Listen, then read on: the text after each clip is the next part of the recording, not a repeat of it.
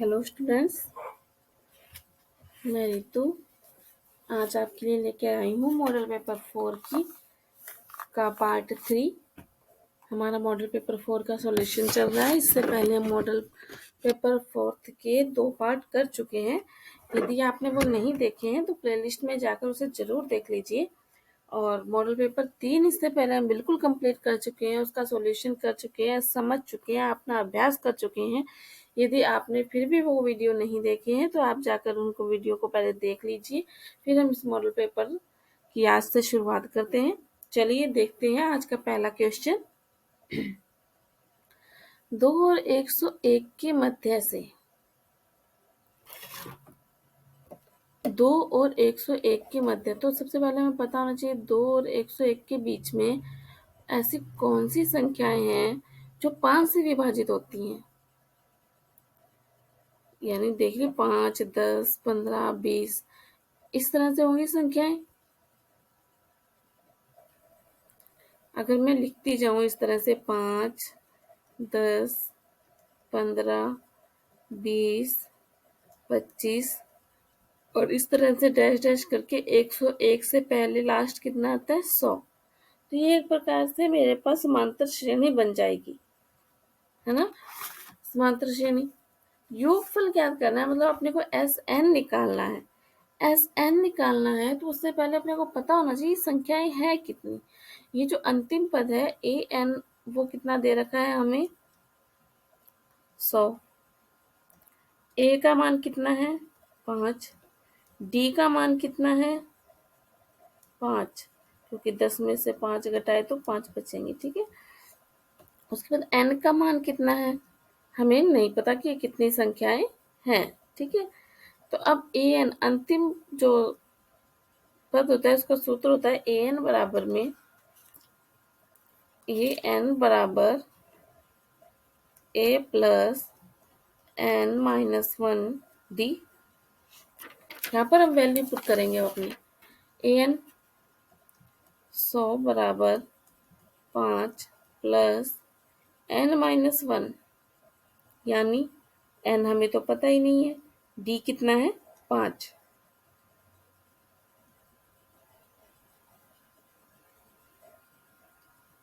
अब हम इसका पक्षांतरण करेंगे तो ये इधर आके माइनस में हो जाएगा, तो 100 में से 5 के कितना 95, और ये जो 5 गुणा में वो कहाँ जाएगा बट्टे में, बराबर में क्या रह जाएगा n माइनस 1। आ रही है बात समझ में। अब कैलकुलेशन करना आप सीख गए होंगे, इतना मॉडल पेपर करने के बाद डायरेक्ट कैलकुलेशन करना वो जरूरी भी है, क्योंकि पेपर आपको यदि कंप्लीट करना है और पेपर लेंथी रहता है तो कैलकुलेशन आपको फास्ट करनी पड़ेगी। अब इसका हम भाग दे देंगे तो कितना आ जाएगा 19 बराबर n माइनस 1। इसका पक्षांतरण करके 19 प्लस 1 हो जाएगा, बराबर में क्या रह जाएगा n, यानी n का मान हमारे पास कितना आ गया, यहाँ से 20 आ गया। अब हमारे पास n का मान भी आ गया। अब हम योग ज्ञात कर लेंगे। एस एन बराबर में होता है n बट्टे 2 अंतिम पद वाले सूत्र से a प्लस ए एन। यदि अंतिम पद हमें दे रखा है तो हम यही सूत्र लगाते हैं योगफल ज्ञात करने के लिए। बराबर n बटा 2 यानी कि 20 बटा 2, ए का मान 5 और अंतिम पद 100, 10 गुणा 105 कितना आ गया 1050। ठीक है, आगे बात आई बात समझ में। इस तरह से आपको योग ज्ञात करना है तो पहले n का मान निकालेंगे, n का मान निकालने के बाद योग का सूत्र लगाएंगे, अंतिम पद वाला लगा दीजिए, आराम से निकल जाता है फिर। ठीक है, चलिए नेक्स्ट क्वेश्चन। उससे पहले यदि आपने वीडियो को लाइक नहीं किया तो लाइक कर दीजिए, वीडियो को ज़्यादा से ज़्यादा शेयर कीजिए, चैनल सब्सक्राइब नहीं किया तो सब्सक्राइब जरूर कर लीजिए और बेल आइकन दबा लीजिए ताकि आने वाली वीडियो का नोटिफिकेशन आपको मिलता रहे। ठीक है, चलिए नेक्स्ट क्वेश्चन देखिए। एक्स अक्ष पर वह बिंदु ज्ञात कीजिए जो इनसे समान दूरी पर है, मतलब ये ए है और ये बी है, ये 6 और 5 और ये -4 और 5। इन दोनों के बीच में कोई बिंदु है एक्स वाई जो इन दोनों से समान दूरी पर है। तो मतलब इन दोनों के बीच की दूरी आपस में क्या रहेगी, बराबर। दूरी का सूत्र हमारे पास यानी कि P मान लो, तो हम लिखेंगे कि AP बराबर BP। दूरी का सूत्र होता है D बराबर रूट x2 माइनस x1 की whole square plus y2 minus y1 की होल स्क्वायर। ये सूत्र होता है जो हम दोनों तरफ से लगाएंगे।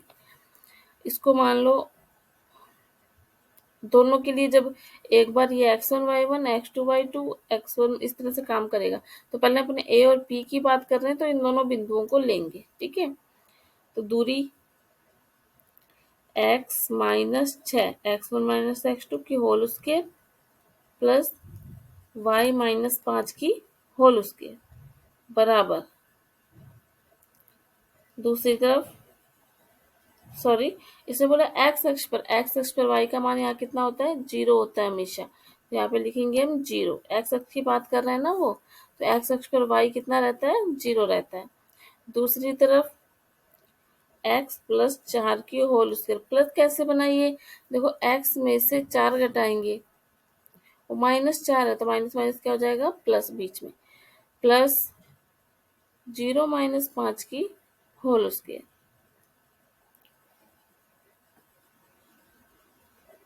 ठीक है। अब देखिए, जो इसके ऊपर का वर्गमूल था और जो इसके ऊपर का वर्गमूल था, दोनों आपस में वर्ग करने से क्या हो गए, कैंसिल हो गए। अब हम इनका वर्ग करके इनको सूत्र खोलेंगे। एक्स माइन ए माइनस बी की होल स्क्वायर क्या सूत्र होता है, ए माइनस बी की होल स्क्वायर का सूत्र क्या होता है, a square minus 2ab plus b square. तो वहीं से एक्स स्क्वायर माइनस 2ab यानी कि 2x गुणा 6 प्लस बी की स्क्वायर यानी 36 प्लस 5 की स्क्वायर यानी 25 बराबर एक्स स्क्वायर ए प्लस बी की होल स्क्वायर यहाँ पर भी खोलेंगे प्लस 2ab, दो अपनी तरफ से लगाना है, फिर ए ये रहा और बी ये रहा, प्लस 25, 5 की स्क्वायर 25। अब जो एक जैसा है उसे देखे कट जाएगा, वो हमसे एक्स स्क्वायर से एक्स स्क्वायर 25 से 25, यहाँ पर हम 4 की स्क्वायर 16 करना भूल गए, ठीक है 16, ये बनेगा -12x प्लस 36 बराबर 8x प्लस 16। एक्स एक साइड, बिना एक्स वाले एक साइड,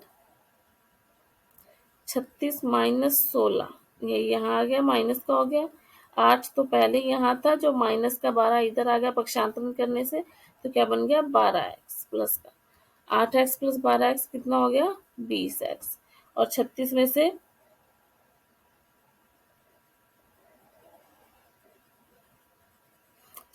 16 गए 20, ठीक है।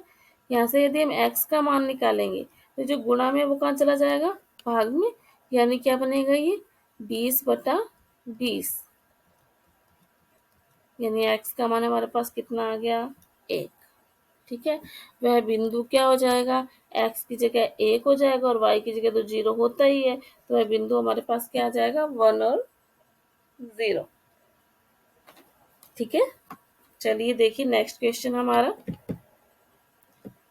माध्य ज्ञात करना है, ठीक है। तो देख लीजिए, अभी उसने हमें कुछ नहीं बोला है कल्पित माध्य, या कुछ अगर संख्याएं छोटी है तो हम डायरेक्ट कर सकते हैं, बड़ी है तो हमें एक पॉइंट को कल्पित माध्य मान करके माध्य ज्ञात कर लेते हैं। तो यहाँ पर देखिए एक्स वर्ग दिया हुआ है, पहले तो हमें वर्ग क्या दे रखे हैं, 0 से 10, 10 से 20, 20 से 30, इस तरह से टेबल आप बनाएंगे, 30 से 40 और 40 से 50। फिर यहाँ पर x का मान इन दोनों का जो अंतर है 10 का, उसका आधा हम इस पहले वाले में जोड़ेंगे, तो कितना जुड़ेगा, 10 में का आधा 5, 5 को यहाँ जोड़ो तो कितना आ जाएगा 5, 15, मतलब बीच वाला पॉइंट 10 और बीच के मध्य में कितना है 15, 25, 35 और 45।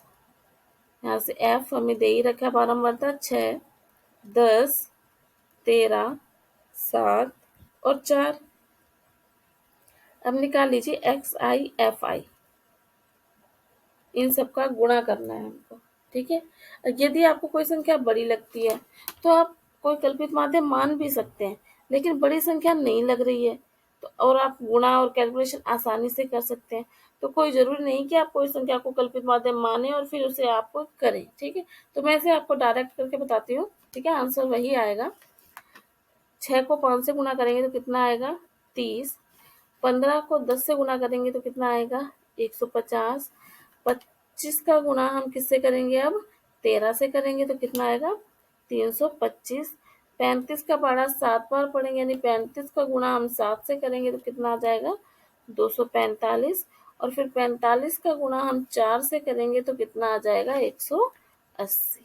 बस अब हम इन सबका जोड़ करेंगे और सिग्मा एफ आई इसको भी जोड़ेंगे। ठीक है ना, 180 180 प्लस 245 प्लस 325 में क्या जोड़ा 150 और जोड़ दिया, प्लस उसमें 30 भी जोड़ दिया, तो ये कितना आ गया हमारे पास 930 आ गया। इन सबको भी जोड़ो, क्या जोड़ेंगे इसमें 6 बारंबारता को जोड़ो। 6 प्लस 6 में 10 जोड़ा 16, 16 में 13 और जोड़ दिया तो कितना हो गया 29। 29 में 7 जोड़ा 36, 36 में 4 जोड़ा 40, ये हमारे पास आ गया 40। अब यहाँ से हम माध्य ज्ञात करेंगे।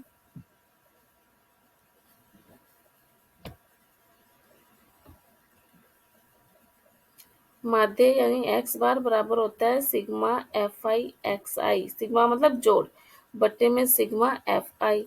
सिग्मा एफ आई मतलब कितना है 930 और बट्टे में कितना है 40। जीरो से जीरो तो कैंसिल हो गई। अब 93 में जब तुम 4 का भाग दोगे पूरा पूरा तो जाएगा नहीं, तो दशमलव में लगभग कुछ उत्तर आएगा 23.25 लगभग। आगे बात समझ में, तो ज़्यादा झंझट में पढ़ने की जरूरत नहीं है। अगर आप गुणा वगैरह से कैलकुलेशन सही करते हैं तो ये इस तरह से कर लीजिए, आराम से हो जाएगा प्रश्न। ठीक है, चलिए चलते हैं अपने नेक्स्ट प्रश्न पे। सिद्ध कीजिए कि स्पर्श बिंदु से स्पर्श रेखा पर खींचा गया लंब वृत्त के केंद्र से होकर गुजरता है।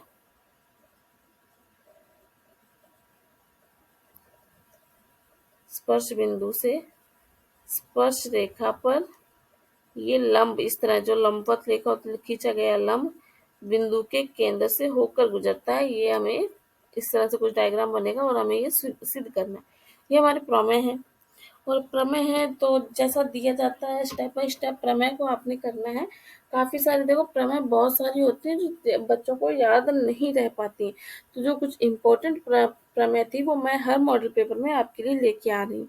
तो यदि आपने उतनी प्रमेय भी कर ली तो उनमें से आपको एक ना एक प्रमेय मिल ही जाएगी। ज्यादा से ज्यादा 2 प्रमेय आपको पेपर में आएंगी, तो आप उनका अभ्यास कर लीजिए, पक्का उनमें से आपको मॉडल प्रमेय मिल ही जाएगी। ठीक है, ज्यादा के चक्कर में वो भी रह जाती है फिर। तो देखिए सबसे पहले तो हमें सिद्ध करना है, दिया हुआ है, क्या दिया हुआ है, एक वृत्त जिसका केंद्र O है,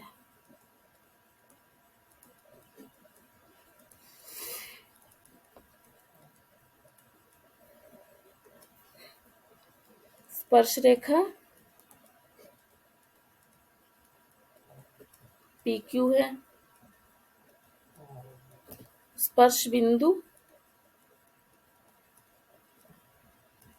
A है, ये स्पर्श बिंदु है और ये रेखा हो गई P और Q।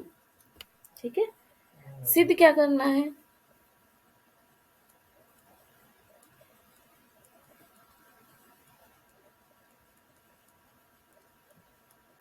स्पर्श बिंदु से स्पर्श रेखा पर खींचा गया लंब वृत्त के केंद्र से होकर गुजरता है। ये जो प्रश्न है वही हमें लिखना है कि स्पर्श बिंदु से स्पर्श रेखा पर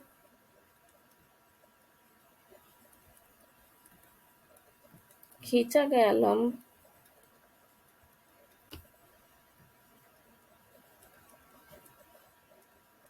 वृत्त के केंद्र से होकर गुजरता है।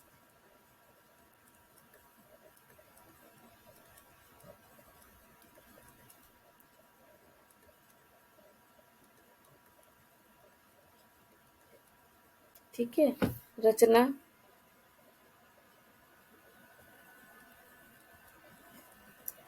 ओ ए को मिलाना है। ठीक है, उत्पत्ति।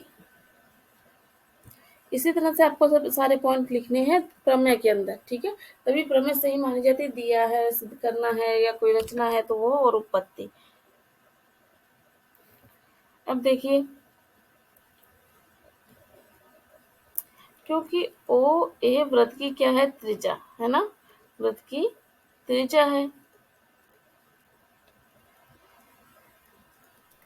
और पी क्यू स्पर्श रेखा है, और वृत्त की त्रिज्या और स्पर्श रेखा के बीच में हमेशा 90 डिग्री का कोण होता है।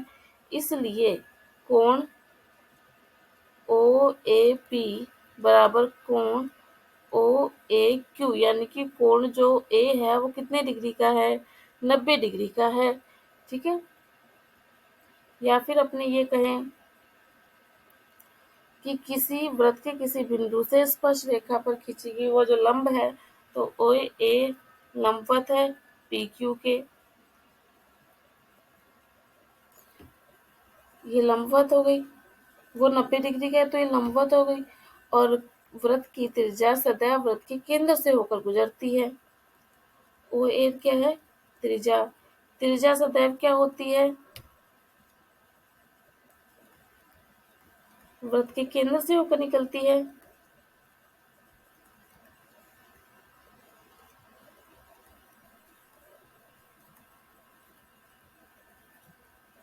ओ ए त्रिज्या भी है और ओ ए लंब भी है, किस पर, पी क्यू पर। तो ओ ए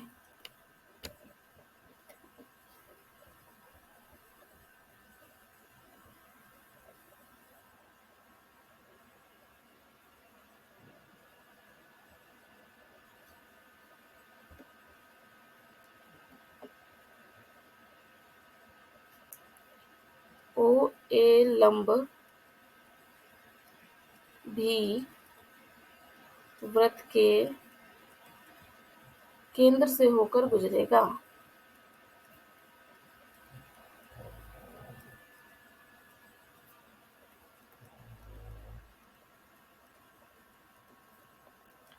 ये सिद्ध हो गया हमारा, इति सिद्धम। ठीक है, तो इस तरह से आपको ये प्रश्न करने हैं, इनका अभ्यास मेरे साथ साथ करते रहिए। अगर आपने सभी मॉडल पेपर मेरे साथ साथ कर लिए तो इस चीज की गारंटी है कि गणित में आपकी परसेंटेज बहुत अच्छी रहेगी। अभी भी हमारे पास टाइम है। मॉडल पेपर 1, 2, 3 आप प्ले लिस्ट में जाकर जरूर देखिए। वीडियो को अपने ज़्यादा से ज़्यादा शेयर कीजिए। ठीक है, और लाइक जरूर कीजिए वीडियो को। यदि आप देख रहे हैं तो वीडियो को लाइक कीजिए, एक प्यारा सा कमेंट कीजिए। ठीक है, ताकि हम आगे आपके लिए और मॉडल पेपर लेके आते रहें। जैसे ही आपका पेपर नज़दीक आएगा, हम दिन का एक मॉडल पेपर कंप्लीट आप मेरे साथ साथ कीजिएगा, ताकि 3 घंटे में आपका मॉडल पेपर पूरा होता है या नहीं इसका पता आपको चलेगा। चैनल सब्सक्राइब नहीं किया तो सब्सक्राइब कर लीजिए। बेल आइकन नहीं दबाया तो आने वाले वीडियो के लिए बेल आइकन जरूर दबा लीजिए। आज के लिए इतना ही। इसके नेक्स्ट क्वेश्चन जो पार्ट इसका 4th है वो हम कल लेकर के आएंगे। आप इन प्रश्नों को नोट कीजिए, इनका अभ्यास कीजिए। तब तक के लिए धन्यवाद।